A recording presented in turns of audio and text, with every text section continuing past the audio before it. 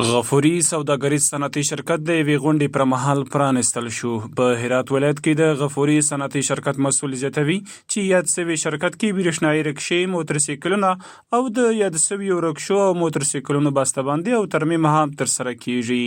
د غونډې پرمهال د چاپیریال ساتنې رئیس ښاغلی عبدالعلي متقي ولسونو ته د غونډې پرمهال زیاته کړه چې اوس دا هیواد همداسې فعالیتونو ته اړتیا لري چې هغه تولیدات او د صنعت لپاره جوړې شوي دي، خو نن په ټوله نړۍ کې چې ډېر متضرره شوی دی هغه زموږ ستاسې وطن افغانستان دی.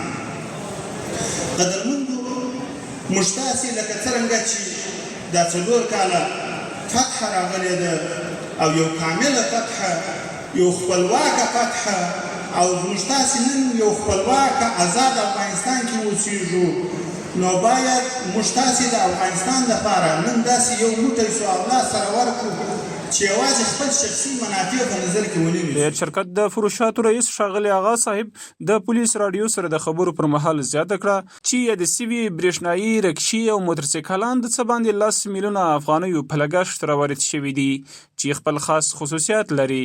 د یاد سوي رکشو او موترسېکلانو په اړوند داسې وویل: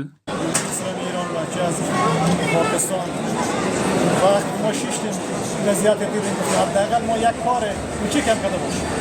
ما به تعداد 120 اراده سه چرخ دولت 10,000 افغانی قیمت دارد. ما به تعداد از مهاجرین پیش پول نداشتیم.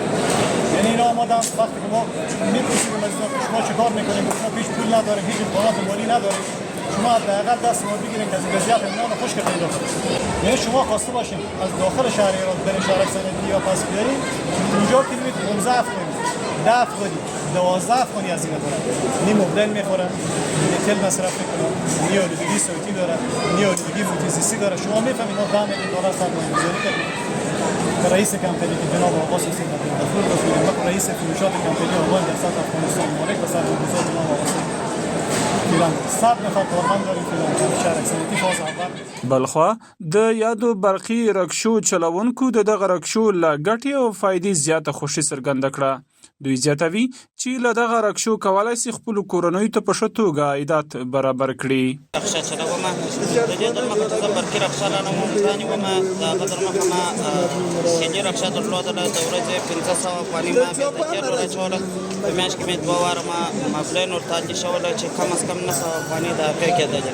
نو اوس چې زه برقي رکشه لرم ګرده روپۍ ما ته خپل وجیب ته راپاتېږي، د ورځې 1000 افغاني 800 افغاني ما ته راپاتېږي او مبلین هم نور تاچومه.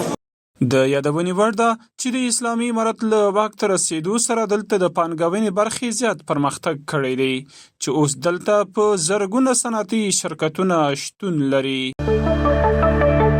پولیس د ټولنې خدمتګار